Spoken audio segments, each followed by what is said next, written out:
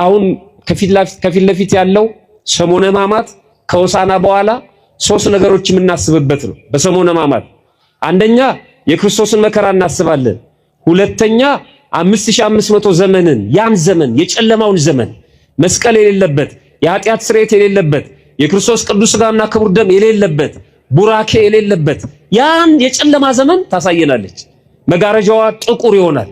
ቤተ መቅደሱ ይጋረዳል። የቤተ መቅደሱ የታቦቱ የመንበሩ አገልግሎት አይኖርም። ውጪ ነው ሁሉ ነገር። ያ ዘመን እንዲህ ነበር ትለናለች ቤተክርስቲያን። ያ ዘመን እንዲህ ነበር። ማማተብ የለም ነበር። እግዚአብሔር ይፍታ የሚል ካህን የለም። አባቴ ይፍቱኝ የለም። አባቴ ይባርኩኝ የለም። ያ የጨለማ ዘመን እንዲህ ነበር ትለናለች። ከዛ በኋላስ ሶስተኛው የራሳችንን ኃጢአት እያሰብን የምናለቅስበት የራሳችንን አቤቱ ይቅር በለን እያለን ክርስቶስ ሆይ ማረን እያለን እየወደቅን እየተነሳን እሱ ነው ሕማማቱ። ስለዚህ በቤተክርስቲያን ስንገናኝ እነዚህ ነገር ነው የምናስበው። ከሞት በኋላ ያለውን ህይወት ነው። ሞቱ በሌላ ቦታ ማለት ነው። ቅድም ቅዱስ ዳዊት ልበ አምላክ ቅዱስ ዳዊት የጻድቅ ሰው ሞት በእግዚአብሔር ፊት የከበረ ነው እንዳለ ሁሉ በተቃራኒው ደግሞ ሞቱ ለኃጥእ ጸዋግውቱ የኃጥእ ሰው የክፉ ሰው ሞት እጅግ በጣም ጭንቅ ነው፣ የከፋ ነው፣ ክፉ ነው። መዝሙር 33 ቁጥር 21 ላይ ይሄንን ይለናል። አብሮ መሞት ማለት ምን ማለት ነው? ስለ አብሮ መብላት ስለ ሞት ካየን አብሮ መሞት ማለት ምን ማለት ነው? ይህንን ከመመለሴ በፊት አብሮ መሞት ምን ማለት ነው? አብሮ የበላ አብሮ ይሞታል ይባላል። አብሬ እሞታለሁ ነው ርዕሳችን። አብሮ መሞት ማለት ምን ማለት ነው? አንድ ላይ በጅምላ መረሸን ማለት ነው? እንደ ዘር ማጥፋት እንደሱ ማለት ነው? ምን ማለት ነው አብሮ መሞት ማለት? ከዛ በፊት አንድ ታሪክ አስቀድማለሁ። ዛሬ መጋቢት ስንት ነው? 24 የምናስባቸው ኢትዮጵያዊው ጻድቅ ማን ናቸው? አባታችን አቡነ ተክለ ሃይማኖት። እስኪ ተክለ ሃይማኖት በሉ፣ ድገሙት። አሁንም ድገሙት። ተክለ ሃይማኖት፣ ተክለ አብ፣ ተክለ ወልድ፣ ተክለ መንፈስ ቅዱስ። ወደ ገድለ ተክለ ሃይማኖት ልወስዳችሁ ነው። ገድለ ተክለ ሃይማኖት ላይ አሁን የጠቀስኩት ርዕስ የተጠቀሰበት ታሪክ አለ። አብሬ እሞታለሁ የሚለው ማለት ነው። ዕለቱ ነው። ተክለ ሃይማኖት ኢትዮጵያዊው አባታችን ጻድቁ ዛሬ ዕለታቸው ነው። በረከታቸውን ለማግኘት የእሳቸውን ስም አንስተን እንነጋገራለን። ርዕሳችን አብሬ እሞታለሁ ነው። እዛ ገድል ላይ ከተጠቀሱ ታሪኮች አንዱ እንግዲህ ጻድቁ አባታችን አቡነ ተክለ ሃይማኖት በኢትዮጵያ ምድር እየተመላለሱ በማስተማር ይታወቃሉ። ሐዋርያ ናቸው። ሐዲስ ሐዋርያ ይባላሉ። በሐዲስ ኪዳን ጌታችን መድኃኒታችን ኢየሱስ ክርስቶስ ከመረጣቸው እና ካሰማራቸው ከሾማቸው 12ቱ ሐዋርያት ጋራ ክብራቸው እኩል ነው። ምክንያቱም ቀጥታ ክህነትን የተቀበሉት ከሰማይ ነው። ቀጥታ ማለት ነው። በሰው አይደለም የተካኑት፣ በመንፈስ ቅዱስ ነው። ስለዚህ ሐዲስ ሐዋርያ እንላቸዋለን።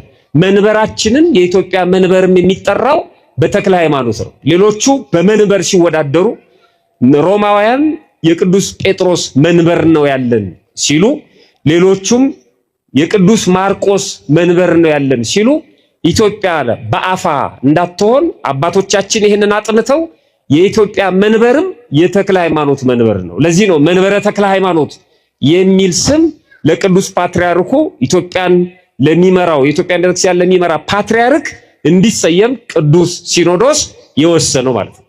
መንበረ ተክለ ሃይማኖት የኛ መንበረ ተክለ ሃይማኖት ነው የሚባለው። መንበራችን የሚጠራው በጻድቁ በአባታችን በአቡነ ተክለ ሃይማኖት ስም ነው። በረከታቸው በሁላችን ላይ አድሮ ይኑር። ጻድቁ በኢትዮጵያ እየተዘዋወሩ አስተምረዋል።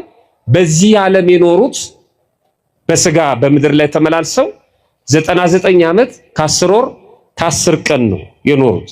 ያ ሁላችንም እንደምናውቀው ጽንሰታቸው፣ እረፍታቸው፣ ልደታቸው ይታወቃል። አሁን እዛ ዝርዝር ውስጥ አልገባም። በተለይ በደቡቡ የሀገራችን ክፍል በወላይታ እና በዙሪያው ብቻ ወደ 12 ዓመት አስተምረዋል። ይሄ እንግዲህ በተከታታይ ትምህርት የሰጡበትን ነው። በተወሰነ ጊዜ ሄዱበት ደግሞ ሌሎች ጉዞዎች አሉ። 12 ዓመት አስተምረዋል። ጣዖታትን በማፈራረስ ጥርጥርን፣ ኑፋቄን ከሰዎች ልብ በማውጣት ይታወቃሉ። በተለይ በዛ አካባቢ በጣም ተጋድሏቸው አብዝቶ የሚነገረው ጣዖታትን፣ የጣዖት ቤቶችን በማፈራረስ ነው። እስከ ጣዖት ቤቶች ድረስ በመግባት በመጽሐፍ ቅዱስ ላይ እንደምናገኘው እንደነ ዳጎን ማለት ነው የተለያዩ ተአምራትን በወቅቱ ለነበሩት ከመስማት ይልቅ የሚያዩት ነገር የሚስባቸው ሰዎች በተአምራት የሚሳቡ የነበሩበት ወቅት ስለነበረ በተአምራት ክርስትናን ይሰብኩ ነበር። ተክለ ሃይማኖት ከጣዖት ጋር በተገናኘ በጣም ጽዩፍ ናቸው። ሰው ሁሉ ወደ እግዚአብሔር እንዲቀርብ ብዙ መስዋዕትነት ከፍለዋል። ክርስቶስን ሲያስተምሩና ሲገልጡ የኖሩ ናቸው። እኛም የሳቸው ልጆች ነን እና በዛን ወቅት ንጉሱ ሁሉ ሳይቀር የሚያመልክበት ትልቅ የጣዖት አዳራሽ ወይም ቤተ ጣዖት ነበር። የሰው ደም እያፈሰሱ ለሰይጣን ይገብሩ ነበር እና አባታችን አቡነ ተክለ ሃይማኖት እንዳስለመዱት በዛ ቦታ ላይ ተገኙ። ገድሉን እናንተ አንብቡት። በብዙ መከራ በብዙ ውጣ ውረድ ጣዖቱን ለማፈራረስ ሰዎቹንም የተወሰኑትን ለማስተማር በቁ። የሀገሩ ሽማግሌዎች ግን ጉዳዩ አስከፋቸው። ያ ይመለክ የነበረው ጣዖት በዛ ምክንያት እነሱ የሚፈሩበት የነበረው ምክንያታቸው እንዳልነበረ ሲሆን በጣም ተቆጡ፣ ተበሳጩ፣ ተጨነቁ እና በተክለ ሃይማኖት ላይ እርምጃ ለመውሰድ አሰቡ። ገድላቸው እንደዚህ ይላል። ገድላቸው የአቡነ ተክለ ሃይማኖት ገድል ገጽ 115 ላይ 36ኛው ምዕራፍ ላይ ሁሉም ኢትዮጵያዊ ተክለ ሃይማኖት ገድል ሊኖረው ይገባል። ምክንያቱም ኢትዮጵያዊ አባታችን ስለሆኑ ማለት ነው። እና ቃል ኪዳኑ በጣም የሚገርም ነው የአባታችን የአቡነ ተክለ ሃይማኖት ገድል እና እንደዚህ ይላል ገድሉ ላይ ከጥቂት ቀን በኋላ አባታችን ተክለ ሃይማኖትን ያዙት። የአገሩ ሰዎች ሽማግሌዎች መጥተው አገረ ገዢውን ጣዖታችንን ያጠፋ ይህንን ሰው ከንጉሱ ዘንድ እስክናደርሰው ድረስ እኛ መተን እስክንቀበል ድረስ አጽንተ ጠብቀው አሉትና ለዛ ለወረዳው ገዢ ከተማ ከሆነ ደግሞ ለከንቲባው ማለት ነው አባታችን አቡነ ተክለ ሃይማኖትን አስረው ሰጡት። አደራ እኛ ሄደን ወደ ንጉሱ የማዕከላዊው መንግስት ያለበት ቦታ ስለሚርቅ የ3 ወር መንገድ ያስኬዳል። በጣም የሚገርም እዛ ሄደን ለንጉሱ ነግረን እርምጃ እስከሚወሰድበት ድረስ ይሄንን ሰው ጠብቅ ብለው ለሀገረ ገዢው ሰጡት። ቀፈሮድም ይባላል አገረ ገዢው እና ተቀበለ። የአደራ እስረኛ ማለት ነው። ምክንያቱም ህዝቡ በነቂስ ወጥቷል። ይሄም ሰው ጣዖት አምላኪ ነው። የሀገሩ ሽማግሌዎች ናቸው። በጣም ተቆጥተዋል። የሚያደርጉትን አድርገው ካንገላቷቸው በኋላ አባታችንን በአደራ መልክ አስረከቡ። እነሱ ወደ ንጉሱ ሊያመለክቱ ሄዱ። ምክንያቱም የመጨረሻውን ትእዛዝ የሚሰጠው ንጉሱ ስለሆነ። ይሄ ሀገረ ገዢ በጣም እድለኛ ነው። ልክ እንደ ጲላጦስ ታስታውሱ ከሆነ ጲላጦስ እሱ በሚፈርድበት አደባባይ ለፍርድ በፊቱ የቆመው የሰማይና የምድር ፈጣሪ በዓለም ሁሉ መፍረድ የሚችል ዳኝነት ወይም ስልጣን የባህሪው የሆነ ክርስቶስ ነው። ብቻውን ጲላጦስን ይሄ እድለኛ ያደርገዋል። ክርስቶስ ለፍርድ ቀረበ በተባለ ቁጥር ጲላጦስ ይነሳል። አይገርማችሁ?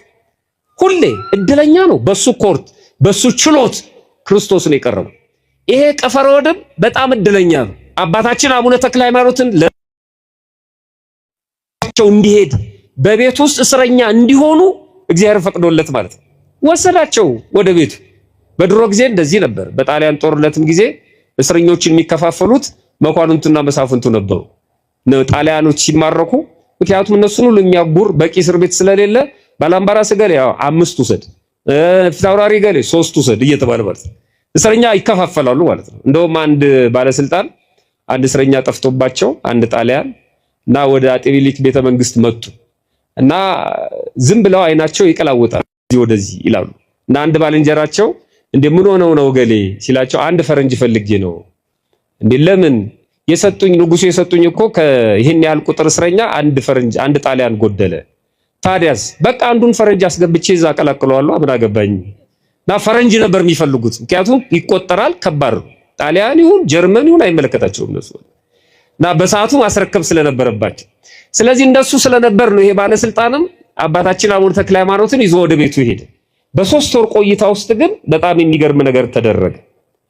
የአካባቢው ሰዎች በሙሉ ለማየት በሚመጡበት ጊዜ በፊታቸው ጸጋ ባላቸው ሞገስ እየተማረኩ በቃለ እግዚአብሔር እየተማረኩ የእግዚአብሔርን ቃል ያስተምሯቸው ነበር ተክለ ሃይማኖት። በዚህ ሰው ቤትም የታመመ ልጁ ነበር። ያ ልጁ ሁሉ ተፈወሰ። በመንደሩ በሙሉ ያሉ በሽተኞችን ያመጡ ጀመር። እነዛ በሽተኞች በሙሉ ይፈወሱ ነበር ይላል። ታላላቅ ታምራትን አባታችን አቡነ ተክለ ሃይማኖት ማድረግ ጀመሩ። እስሩ የቁም እስር ነበር፣ ግን ይሰብኩ ያስተምሩ ነበር። በአንድ ጊዜ ከአካባቢው ጋር ተግባቡ። እግዚአብሔር ሞገስ ስለሆናቸው ማለት ነው። አገረ ገዢው ልቡ ቅን ነው እና በሚያደርጉት ታምራት በሚሰብኩት ስብከት አመነ ይላል። ምን አይነት ታምር ነው? ምን አይነት ነገር ነው የምሰማው ብሎ በጣም ተደነቀ ይላል። እሱ እድለኛ ስለነበረ በሚሰማው ወይም ሰዎች በነገሩት ሳይሆን በሚያየው ነገር ለማመን በቃ።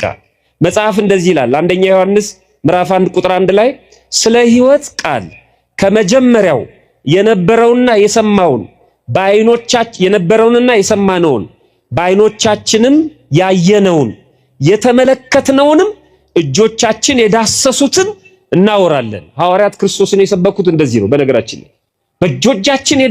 እጆቻችን የዳሰሱትን በዓይናችን ያየነውን የሰማነውን ነው የምንነግራችሁ ይላል። ዓለም እንደዚህ አይደለም የሚነግረን። አሁን እኮ ዓለም ብዙ ሰው ስለ አንድ ፈላስፋ ሲናገር አስረግጦ ነው የሚናገረው። ግን ያ ፈላስፋ በነበረበት ዘመን አልነበረም እሱ። እንደውም በህይወቱ ይሞክሯል።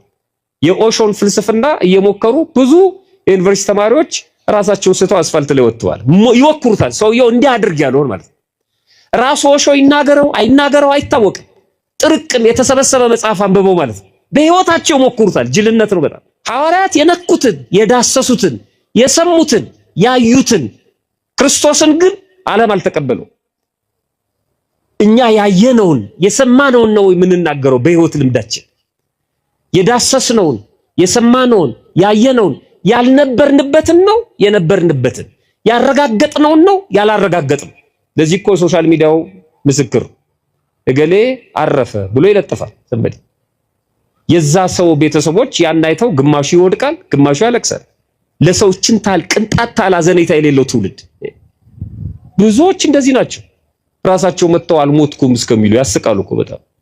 ሞቷል የተባልኩት እኔ ነኝ አልሞትኩም እያሉ። ውርደት ነው ይሄ። ማየት፣ መስማት፣ መዳሰስ። ይሄ አገረ ገዢ አየ፣ ሰማ፣ ዳሰሰ። ከዛ በኋላስ ከ3 ወር በኋላ እነዛ ሽማግሌዎች መጡ። ከንጉሱ ውሳኔ አስወሰኑ። ንጉሱ ምን አለ? በአስቸኳይ ይዛችሁት ነው፣ ዋጋውን የምሰጠው እኔ ነኝ፣ ቦቶሎሚ ነው። በአስቸኳይ አለ። መጡ እነሱ ከ3 ወር በኋላ እንዲህ አሉት፣ እኛ ጠብቅ ያልንህን ሰው ስጠንና ወደ ንጉሱ እንውሰደው አሉ። ከስንት ወር በኋላ? ከ3 ወር በኋላ። ይሄ ቀፈሮድም ምን የሚል ይመስላችኋል? ይሄ አገረ ገዢ የሚያስደነግጥ ንግግር ተናገረ። እንዲህ አለ፣ እሱንስ አልሰጣችሁም፣ አብሬ ከእርሱ ጋር እሞታለሁ እንጂ አለ። ርዕሳችን ይሄ ነው። ቀመሰዋ የተክለ ሃይማኖትን ትምህርት አያቸው። ጸጋውን የተክለ ሃይማኖትን ጸጋ ተመለከተ። አካባቢው በሙሉ ሲሰግድ ሲወድቅ፣ አጋንንት ሲርዱ ሲንቀጠቀጡ ሲጮሁ፣ እነዚህ ሰዎች መጡ። ባደራ ነው አስቀምጥ ያሉት። ወስደው እንደሚገድሉት ያውቃል። ተክለ ሃይማኖት እንደሚገድሏቸው ያውቃል። ስለዚህ ወሰነ። እሱንስ ነው ያለው። በጣም እንደወደዳቸው የሚታወቀው በዚህ ነው። እሱንስ ማለት ምን ማለት ነው? ሌላውን ውሰዱ፣ እኔንም ከፈለጋችሁ ውሰዱ፣ ልጄንም ከፈለጋችሁ ውሰዱ፣ ስልጣናችሁም ያውላችሁ እኮ እሱንስ አልሰጣችሁም። በጣም የምትወዱት ሰው የሆነ ዕቃ ይጠይቃችኋል፣ ትሰጣላችሁ። የሆነ ዕቃ ይጠይቃችሁ፣ ትሰጣላችሁ። የሆነ ዕቃ ሲጠይቃችሁ ወይ ይሄንንስ ምንድነው የምትሉት? አልሰጥም። በጣም ስለሚያስፈልጋችሁ ማለት ወይ ይሄንንማ አትውሰድብኝ፣ ይሄንንስ አልሰጥህም። ንግግሩ በጣም አንጀት የሚበላ ነው። እሱንስ ምንድነው ያለው? አልሰጣችሁም፣ አብሬው እሞታለሁ። የሚገርም ነው። ገድለ ተክለ ሃይማኖት ገጽ 116 ላይ ነው። አብሬ ሞታለሁ። ሰዎቹ በአገረ ገዢው ንግግር ተገረሙ። ምን እንዳገኘ አላወቁም። እሱ ግን በ3 ወር ውስጥ ገድሉን ሄዳችሁ ስታነቡ አንደኛ ጋኔን ይጥለው ያሳብደው የነበረው ልጁ ተፈውሶለታል ይላል። ባለስልጣን ስለሆነ በልጁ መታመም አፍሮ ደብቆት ነበር። ብዙ ሰዎች እንደዚህ ነው የሚያደርጉት። ዝናቸውን፣ ክብራቸውን የወለዱት ልጅ የሚያሳጣቸው እየመሰላቸው ሰው ፊት አያወጡትም አይደል? እኛ የምናስበው አሁን የሰዎቹን ክፋት ነው አይደል? ለምን በልጃቸው ያፍራሉ? አይደለም፣ የኛ ክፋት ነው እንጂ እኛ እኮ ስለምንተች ነው። የታባቱ ይበላዋ ስለሚሰርቅ ነው፣ ጉቦ ስለሚበላ ነው ስለምንል እኮ ነው። እግዚአብሔርን የፈረደበት ስለምንል እኛ ነን፣ ሰውየው አይደለም። እናት የወለደችውን ትደብቃለች። ለምን? እኛ ክፉዎች ስለሆንን፣ ከንፈር እየመጠጥን ስለምናስለቅሳት፣ መግቢያ መውጫ ስለምናሳጣት በልጇ ምክንያት ማንም እንዲያው አትፈልግም። በእኛ ክፋት እኛ ደጎች ብንሆንስ ያን ታማሚ የምንቀባበለው እናቲቱን ደግሞ ምንም እንዳልተፈጠረ አድርገን ትሪት የምናደርጋት ቢሆንስ ደስ ነው የሚላት። ትታው ነበር የምትሄደው። ደብቆት ይኖር ነበር። አየህ፣ ተክለ ሃይማኖት ወደ ቤታቸው ሲገቡ ምን የሚደበቅ ነገር አለ? ጋኔኑ ጨነቀው፣ እሪ አለ። ልጁን ፈውሰው አስረከቡት። ከዚህ በላይ ሰላም ምን አለ? ቤቱ ተቀየረ። ብዙ ሰዎች ህይወታቸው ተለወጠ። ጣዖታት ያመልኩ የነበሩ በሙሉ ስህተት መሆኑን ተረድተው ተመለሱ። እሱም እንደዚሁ ስህተት መሆኑን አወቀ። ስለ ነገረ ድህነት በሚገባ ተማረ። በቪአይፒ ያስተማሩት ተክለ ሃይማኖት ቤቱ ተገኝተው እንዴት ነው ላይረዳ የሚችለው? ስለ ክርስቶስ እንደኛ ነገረ ዘርቅ ቧልት ፌዝ አውርተው በልተው ጠጥተው አሄዱ። ተክለ ሃይማኖት እንዲህ አይደለም። ቁም ነገረኛ አባት ናቸው። እንዴት አያስተምሩት? አብሯቸው እያደረ አብሮ እየዋለ ስለ ነገረ ክርስቶስ አወቀ። በጣም የሚገርመው ከመላው ቤተሰቦቹ ጋራ በአንድ ላይ ተጠምቆ ክርስትናን ተቀበለ። የክርስትና ስሙም ገብረ ዋህድ ተባለ ይላል። እነዚህ ከ3 ወር በኋላ የመጡ ሰዎች አያውቁም፣ ገብረ ዋህድ መሆኑን አያውቁም። ልጁ እንደተፈወሰ አያውቁም። ተክለ ሃይማኖት ስንት ነገር እንዳደረጉለት አያውቁም። እኛ ለቅዱሳን ያለንን ፍቅር ዓለም እንዴት ያውቀዋል? ተክለ ሃይማኖት ለኔ የደረሱልኝን፣ ኪዳነ ምሕረት ለኔ ያደረገችልኝን፣ ቅዱሳን ለኛ የዋሉትን ውለታ ይሄ በሁለት ጥቅስ አካኪ ዘራፍ የሚለው ሰው እንዴት ይረዳኛል? እንዴት ነው እኔ ለሱ ምነግረው? ከባድ ነው። ጣሙን የቀመስኩት እኔ ነኝ። ሳታጣጥመው እንዴ ንስሐ ገብተን ሳንቆርብ እንዴት ቸርነቱን ማወቅ እንችላለን? የቀማነውን ሳንመልስ የበደልነውን ሳንክስ ወደሱ ሳንጣበቅ በርቀት ሆነን እንዴት እናውቀዋለን? ተጠግተን ሳናየው እንዴት እናውቀዋለን? ኑ ወደኔ ቅረቡ አበራላችኋለሁ ነው ያሉ። ጨለማ ውስጥ ነን። እንዴት ነው ወደ ብርሃኑ ሳንመጣም ይበራልን ህይወታችን? ሳንጠጋ በርቀት እንዴት ይሆናል?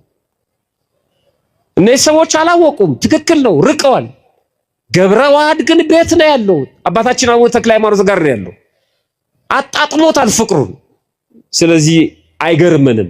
መጥተው አምጣ ማለታቸው አይገርምም። እሱም ደግሞ ሲመልስላቸው እሱንስ አልሰጣችሁ አብሬው እሞታለሁ። እናንተ አንብቡት። ትንሽ ነገር ልንገራችሁና ላጠቃል። ሰዎቹ ለንጉሱ ይሄንን ነገር ሄደው ተናገሩ። ኧረ ይገርማል ያሁኑ ደግሞ አሉት። እንደገና 3 ወር ፈቸው እኮ ሄደን አምጣ እንለዋለን አልሰጥም አለን። አብሬ እሞታለሁ አለ። ነው ሁለቱንም ይዛችሁ አምጡ አለ ንጉስ። ሁለቱንም ከሌላ 3 ወር በኋላ የገብረ ዋህድ የሱም ሃይማኖቱ አድጎ ጎልምሶ ማለት ነው መጡ። እነዚህ ሰዎች በሉ ሁለታችሁም እንድትመጡ ተብሏል ብለው አሰሯቸው ሁለቱን እና መጓዝ ጀመሩ። ይሄ ባለስልጣን ነው። መታሰርን እንደ ውርደት አልቆጠረው። ግን ከማን ጋር ነው የታሰረው? ከተክለ ሃይማኖት ጋር ነው። የሚገርም ነው። እድል ነው ይሄ። አብረው ታስረው በመንገድ ላይ እየሄዱ ሰዎች ይዘዋቸው እየሄዱ ይሄ ገብረ ዋህድ በጣም ፈርቷል። ቀፈሮድም ማለት ነው። ምክንያቱም ከሱ በላይ ጨካኝ ወደ ሆነው ንጉስ እየሄዱ ገና ለክርስትናው ደግሞ ፍሬሽ ነው። በሰማዕትነት ማለፍ ገና ነው። ሐዋርያት እንኳን ጥዋን የሆኑት በእግረ ሥጋ ከተከተሉ በኋላ ነው እና በጣም ጨንቆታል። ከዛ ለብፁዕ አባታችን እንዲህ አላቸው ይላል። ብፁዕ አባታችን አቡነ ተክለ ሃይማኖትን በመንገድ እየተጓዙ ሳሉ አባታችን ንጉሱ በአንዲት ሴት ምክንያት ለ25 ዓመታት አእምሮውን አጥቷል። አንተ ብትፈውሰው ሁለታችንንም ይለቀናል አለ። እቺ ነገር የፍርሃት ምልክት ነች። እንደሄድክ ፈውሰው። አይምሮን ስቷል ሞቶሎሚ። እንዴት ነው አይምሮን የሳተው? ገድሉን አንብቡ፣ ወደዛ ታሪክ አልሄድ። እንደሄድክ ብታድነው ሁለታችንንም ይለቀናል አለ። ከዛ አባታችን አቡነ ተክለ ሃይማኖት ፍርሃት እንደሆነ አውቀው እንዲህ አሉት ይላል። ገብረ ዋህድ ሞትን ትፈራለህ እንዴ አሉት። ምን እያለ ነው? አብሬ ሞታለሁ ብሏል አይደለም? አሁን ደግሞ ንጉሱ እንዳይገድለው እንዲለቀን ንጉሱን ፈውሰው። ጥባቱ ገና ነው። የተናገረውን ንግግር እየፈጸመ መሄድ ነበረበት። ችግር የለም አብሬ ሞታለሁ ያለ ሰው ይሄዳ አይጠራጠርም። እንደዚህ ቢሆን ሶስቱ ህፃናት ወደ እሳት እየወሰዷቸው ይጠራጠሩ ነበር። እግዚአብሔር ያድነናል፣ ግን ባያድነንም አንተ ላቆምከው ምስል አንሰግድም አሉ አይደል? ከዛ እኮ እሳቱ ነደደ። ከዛ ወታደሮቹ አሰሯቸው። ከዛ ተሸከሟቸው። እንዴ ይሄ እግዚአብሔር እስካሁን አይመጣም እንዴ ብለው ሐሳብ አልቀየሩ። ወደ እሳቱ እየሄዱ ነው፣ አልቀየሩ። እናንተ ብትሆኑስ? ከባድ ነው። የት አለ እግዚአብሔር? እስክንጣል ነው እንደሚጠብቀው አላሉ። ገብረ ዋህድ ግን እዚህ ደረጃ አልደረሰም እና እባክህን ብሎ ነው ልመና ያቀረበው። ብትፈውሰው ይለቀናል። ገብረ ዋህድ ሞትን ትፈራለህ እንዴ አሉትና አይዞ ፈጣሪያችን በንጉሱ እጅ አይጥለንምና አትፍራ። እግዚአብሔር እንደዚህ ይበለን ሁላችንን። በእውነት ተክለ ሃይማኖት ናቸው እኮ ማን? እግዚአብሔር በማን ፊት?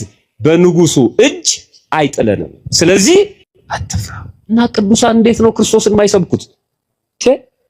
በእኔ ፊት ምንም አትሆንም እኮ አላሉም ተክለ ሃይማኖት።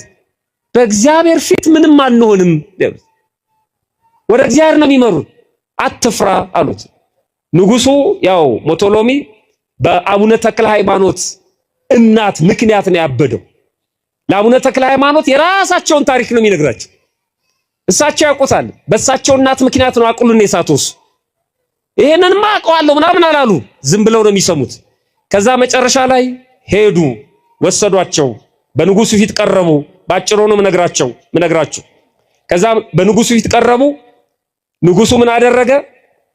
በሎ ያዟቸውና 10 ሰዎች አምጡ፣ ማነው ቀፎ፣ የንብ ቀፎ አምጡ፣ ሁለቱንም በንብ ቀፎ ውስጥ ክተቷቸውና ከተራራ ላይ ጣሏቸው አለ፣ አዘዘ ማለት ነው። እና መጀመሪያ 10 ሰዎችን መረጠ። እነዛ 10 ሰዎች 5 ሆነው ተሸክመው አቡነ ተክለ ሃይማኖትን በአንድ ቀፎ፣ ገብረ ዋህድን በአንድ ቀፎ አድርገው ተራራው እስካሁን ይታያል፣ ዘወላይታ ውስጥ ማለት ነው። እዛ ከተራራ ላይ ወደ ታች ወረወሯቸው ይላል። ግን መልአኩ ቅዱስ ሚካኤል ታዘዘና በክንፉ ተቀብሎ መሬት አሳረፋቸው፣ ምንም ሳይሆኑ ማለት ነው። ከዛ በኋላ ከነዛ ከጣሏቸው ሰዎች ቀድመው በንጉሱ ፊት ተገኙ። የጣልከን በእግዚአብሔር ቸርነት ግን ተርፈናል ብለው መሰከሩ። እነዛ 10 ሰዎችም መጡ፣ ይሄንኑ ተናገሩ። አይደለም አለ ንጉሱ፣ አልጣላችኋቸውም፣ ውሸታችሁን ነው። በሉ አሁን አለ እነዚህን 10 ሰዎች አድርጋችሁ እንደገና ደግሞ ሁለቱንም አድርጋችሁ 12ቱንም ማለት ነው ሌላ 24 ሰዎችን አዘጋጅቶ ወደዛው ገደል እንዲጥሏቸው አዘዘ ይላል። አሁንም በእግዚአብሔር ቸርነት ከዛ ከተጣሉበት ተራራ ተረፉ ይላል። ገድሉን እናንተ አንብቡት። ከዛ መጨረሻ ላይ ንጉሱ በጣም ተበሳጨ ይላል። በዚህ ብስጭት ብቻ ከ300,000 በላይ ሰው አስገድሏል ይላል። ተናዶ ተቆጥቶ ማለት ነው። እንዴት ሊተርፍ ይችላል ብሎ እና ብዙ ታሪክ ነው ያለው። መጨረሻ ላይ ገብረ ዋህድንም አባታችን አቡነ ተክለ ሃይማኖትንም እስር ቤት ወረወራቸው እና ንጉሱ አቅሉን ሲስቶ ሲያብድ ሲጨነቅ ይሄ ገብረ ዋህድ ያየዋል እና ጠጋ ብሎ ወደ ንጉሱ ገብረ ዋህድ እንዲህ ብሎ ተናገረ ይላል ገድሉን ስታነቡ። ንጉስ ሆይ ለምን እንደዚህ ትጨነቃለህ? በፈጣሪው ብታምን እኮ ይሄ ሰው ባዳነ ነበር አለው ይላል። ምዕመናን አሁን ገብረ ዋህድ ራሱን ከማዳን ወዴት እየተሸጋገረ ነው? ሌላው ሰው ወደ ማዳን። ይሄ ደግሞ በቤተክርስቲያናችን ትምህርት ምን ይባላል? ምልጃ ነው። እያማለደ ነው። ማንን ነው የሚያማልደው? ንጉሱ። ከማ ጋር እያማለደው ነው? ከጻድቁ ጋር። ለምነው እሱ ያድናል። ለምን ትጨነቃለህ? ምክንያቱም ሲያድሉ አይቷል። መንደር ውስጥ 3 ወር 6 ወር የራሱ ልጅ እንዴት እንደዳነ ያውቃል። እና ለምነው እናንተ ጸበል ተጠምቃችሁ ድናችሁ ጠጥታችሁ ተፈውሳችሁ ለሌላ ሰው እንደምትናገሩት ግድ የለም ጸበል ጠጣ እንደምትሉት ማለት ነው። በልበ ሙሉነት ግድ የለም ንገረው አለው። ንጉሱ ቀረብ ባለና ለዚህ ለገብረ ዋህድ የሚገርም ምላሽ ሰጠው። ዝም በል አንተ ደግሞ ምናምን አላለው። ጠጋ ብሎ እንዲህ አለው፣ ቀድሞስ ማመኑንማ ባመንኩ ነበር፣ ነገር ግን ይላል ለምን እንደዚህ ትሆናለህ? እሱ በሱ ፈጣሪ ብታምን ይፈውሳል ስላለው ማመኑንማ ባመንኩ ነበር፣ ነገር ግን መንግስቴን እንዳይወስድብኝ እፈራለሁ አለ። አቤት የኔ ቤተክርስቲያን በተርጉማን ይሄን ቃል አውለው አሳድረው ያሰነብቱን ነበር ሲፈቱት። እኔማ በሱ አምላክ አምን ነበር፣ ግን መንግስቴን ይወስድብኛል። የዚህች ቤተክርስቲያን በሰው ይሄ አይደል መከራዋን የምትበላው እቺ ቤተክርስቲያን ዓለማዊ ስልጣን የምትፈልግ ነው ይመስላችሁ አይደለም? ሰዎች ታጠፋናለች ነው የሚሉት። አጀንዳዋ ግን አይደለም፣ በጭራሽ አጀንዳዋ አይደለም። ምድራዊ ንግስና አጀንዳዋ አይደለም። ምድራዊ ስልጣን አጀንዳዋ አይደለም። ሰዎች ሊገቡበት ይችላሉ፣ እንደ ውሻ ስሬ አምጥተው የሚተክሉ አሉ። እሱ የራሳቸው ችግር ነው። ቤተክርስቲያን የምታስተዋውቀው ሰማያዊውን ንጉስ ነው። ሰማያዊ መንግስት ነው የምትሰብከው። ፖለቲካ አጀንዳ የላትም። ሰዎች ባየር ላይ ይፈሯታል። ይሄን አትቀማ ምን ያደርግላታል? ምድራዊ ንግስና ምን ይሰራላታል? እሷ ሌሎች ትተው ከቤተ መንግስት እኮ ወደ ገዳም ሄደዋል። መሰረቱ እሱ አይደለም። ፈራ ንጉሱ ስልጣኔን ይወስድብኛል ብዬ ነው እንጂ እሱ በሚያመልከው ፈጣሪማ እንደሱ ቀላል መስሎታል። ከጣዖት ወደ ጣዖት መሸጋገርን ይመስል እሰግድለታለሁ ችግር የለውም ማለት። ገብረ ዋህድ ምን ብሎ መለሰ? የትምህርቱን ብቃት በክርስትናው የጸና መሆኑን የተክለ ሃይማኖትን ቃል በደንብ እንደሰማ ነው የሚያስረግጠው። ምላሹ ምን አለ ገብረ ዋህድ? ቀድሞስ እንኳ ከቤት የሳር ትቢያ እንኳን አልሻም ሲል አልሰማሁምን? ሲሰብከው ነበር ንጉሱን፣ እሱ ግን አልሰማም። የሳር ትቢያ አልሻም ሲል አልሰማው። ስለዚህ ነገር እኔ እጨርስልሃለሁ አትፍራ አለው። ዘመናዊ ደላሎች እንደዚህ አይደል የሚሉት? እጨርስልሃለሁ ግን ገንዘብ ትከፍላለህ። ገብረ ዋህድ እኔ እጨርስልሃለሁ አለ። ምኑን? መንግስት እንዳይወሰድብህ ከሆነ ፍርሃት ቶ እሱ አይፈልግም። ተክለ ሃይማኖት ምድራዊ መንግስት አይፈልጉም። የተሳሳተ ወይም ደግሞ ይሄ ዝም ብሎ በጨለማ የተጻፈ ገድል የሚያነቡ ሰዎች አሉ። ከምድራዊ ነገስታት ጋር ሊያገናኙት ይፈልጋሉ የተክለ ሃይማኖትን ክብር። በጭራሽ የሰማያዊ የሳቸው ነው። አይፈልግም ተክለ ሃይማኖት። እኔ እነግርሃለሁ፣ እኔ እጨርስልሃለሁ አለው። ከዛ በኋላ ምን ሆነ? ንጉሱ አምኖ ተጠምቋል። አይገርማችሁም? ገብረ ዋህድ በተክለ ሃይማኖት ምትክ መንኩሶ ገብረ ዋህድ ማለት ነው። በተክለ ሃይማኖት ምትክ እዛ ደብረ ዳሞ ላይ ያለውን ገዳም ለማስተዳደር በቅቷል። ለ12 ዓመት ማለት ነው። 12 ዓመት አካባቢውን በርዕሰ አበውነት መርቷል፣ ወይም ደግሞ በገዳም አበምኔትነት መርቷል ገብረ ዋህድ ማለት ነው። ያንን አካባቢው ወደ ክርስትና ቀይረውት በዛ ገዳም ብዙ መነኮሳት እንዲሰበሰቡ ተደርጎ በተክለ ሃይማኖት ትምህርት ከዛ እሳቸው ወደ ሌላ ቦታ ሲሄዱ ገብረ ዋህድን ተክተው የገዳሙ አበምኔት ሆኖ አስተዳድሮ አርፏል። ከዚህ አባት ረድኤት በረከት ያሳትፈን። በእውነት አብሬህ ምን ሆናለሁ ነው ያለው? አብሬህ እሞታለሁ። እኛ ከአባታችን ከአቡነ ተክለ ሃይማኖት ጋር አብረን መሞት አንፈልግም? አብሮ መሞት ማለት ምን ማለት ነው? አብሬ እሞታለሁ ስንል ጻድቁ የሚያምኑትን እምነት አምናለሁ፣ ጻድቁ የሚከተሉትን መንገድ እከተላለሁ፣ እንደ ተክለ ሃይማኖት ለእግዚአብሔር እገዛለሁ፣ እንደ ተክለ ሃይማኖት በተጋድሎ እተጋለሁ፣ እንደ ተክለ ሃይማኖት ትሁት እሆናለሁ፣ እንደ ተክለ ሃይማኖት ለሰው አዝናለሁ ማለት ነው። የተክለ ሃይማኖትን እምነት አድርጌ የተክለ ሃይማኖትን አምላክ አድርጌ በሃይማኖቴ እጸናለሁ ነው። አብሬ ሞታለሁ ነው። አብሬ ሞታለሁ ማለት እሱ ነው።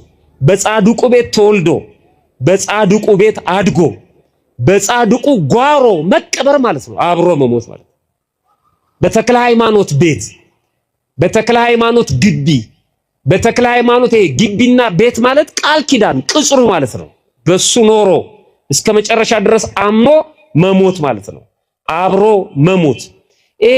አንዳንድ ሰዎች አብረው ይኖሩና አብረው የሚበሉት ከሌላ ጋር ይሆናል። አብረው ኖረው አብረው የማይሞቱ አሉ። አብረው በክርስትና ይኖራሉ፣ በሞታቸው ጊዜ ደግሞ አስከሬናቸው ሲንከራተት እናያለን። ቤተክርስቲያን እንዳይቀበር ሆኖ ማለት ነው። እግዚአብሔር ከዚህ ይሰውረን። በእውነት እሱ አብሮ መሞት አይደለም፣ ከቅዱሳን ጋር አብሮ መሞት እሱ ነው።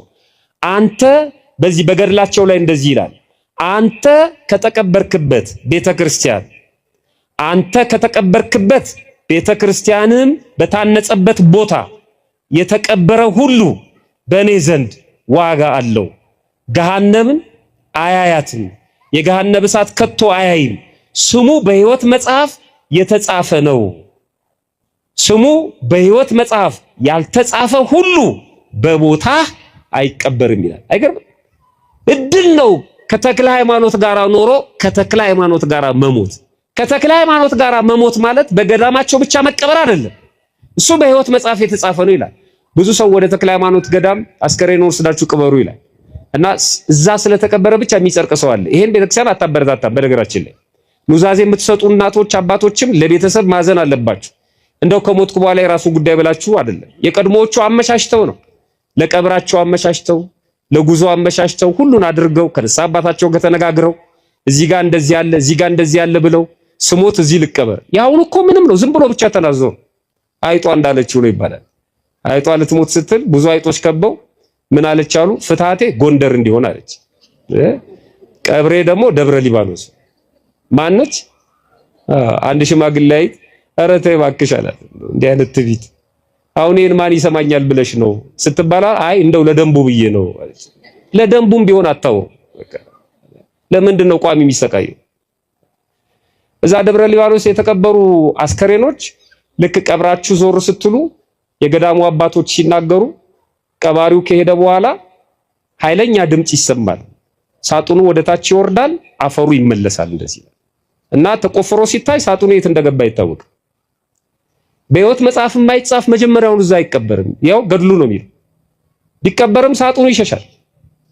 መሬቱ ዝም ብሎ አይደለም፣ ገድሉ ላይ የተጻፈው ዝም ብሎ አይደለም። ስለዚህ አብሮ ለመቀበር አብሮ መኖር፣ ተክለ ሃይማኖት በሚያገለግሉበት መቅደስ ማገልገል፣ ተክለ ሃይማኖት የሚያመልኩትን ክርስቶስን በትክክል ማምለክ፣ ይቀበሉት የነበረውን ቅዱስ ሥጋና ክቡር ደም መቀበል፣ ይፈትቱት የነበረውን ቅዱስ ሥጋና ክቡር ደም በንጽህና በቅድስና መፈተት፣ ከተክለ ሃይማኖት ጋር መኖር፣ ከተክለ ሃይማኖት ጋር መሞት፣ ከተክለ ሃይማኖት ጋር መቀበር። ማንም መደዴ ተነስቶ ስለ ቅዱሳን ሲናገር እሱንስ አልሰጣችሁም አብሬ እሞታለሁ። ፈጣሪያችን በቸርነቱ ሰምቶ ከመጥፋት ያድነን፣ ይቆየን።